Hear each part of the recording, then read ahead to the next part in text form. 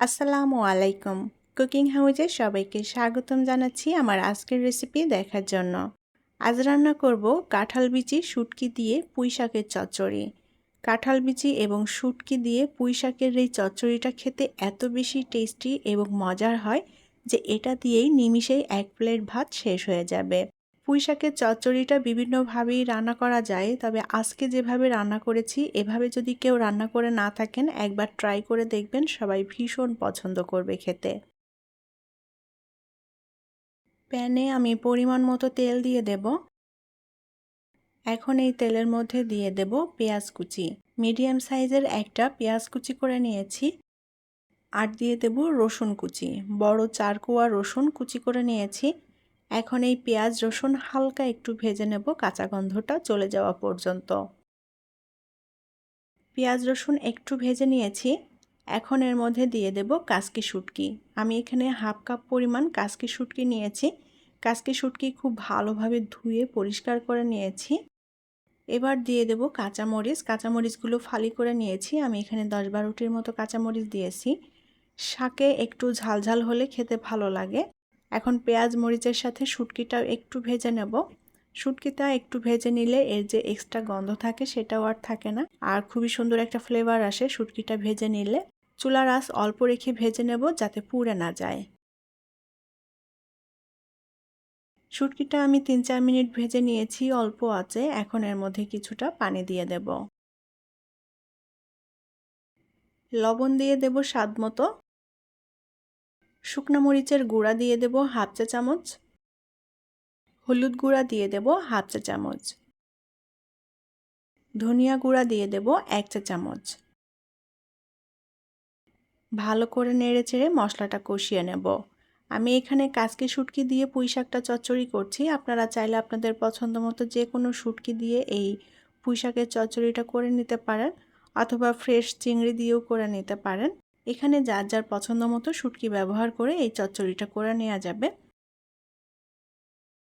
শুটকি মাছটা মশলার সাথে ভালো করে নেড়েচেড়ে কষিয়ে নিয়েছি।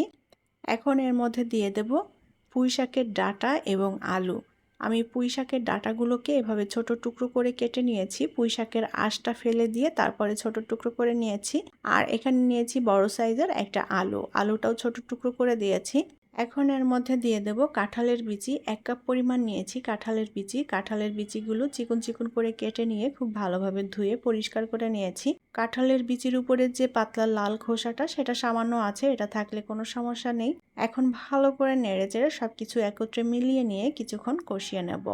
পুঁই শাকের ডাঁটা আমি ছোট ছোট টুকরো করে নিয়েছি। এটা যার যার পছন্দ মতো করে কেটে নিতে পারেন, লম্বা চিকন করেও কেটে নেওয়া যায়। আলুটাও আমি ছোট টুকরো করে নিয়েছি। এখানে সবকিছু যার যার পছন্দ মতো করে কেটে নিতে পারেন। অল্প আঁচে ভালো করে নেড়েচেড়ে আমি 2-3 মিনিট পুঁই শাকের ডাঁটা আলু একসাথে কষিয়ে নিয়েছি। এখন এই ডাঁটা আলু সেদ্ধ হওয়ার জন্য কিছুটা পানি দিয়ে দেব। 1 কাপের মতো দিয়ে দিলাম পানি। এই পানিটা দিয়েই পুরো রান্নাটা হয়ে যাবে। চচ্চড়ি রান্না করব, তাই পানির পরিমাণটা খুব বেশি লাগবে না।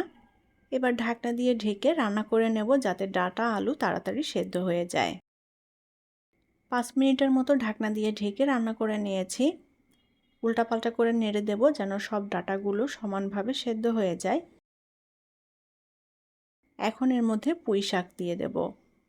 পুঁই শাকটা ভালোভাবে ধুয়ে পরিষ্কার করে নিয়েছি, আর পুঁই শাকগুলো একটু ছিঁড়ে ছোট টুকরো করে নিয়েছি। উল্টাপাল্টা করে আমি ভালো করে মিশিয়ে দেব সব কিছুর সাথে। শাকটা কমে গেলে নাড়তে সুবিধা হবে। শাকে একটু জাল পড়লেই শাকটা কমতে শুরু করবে।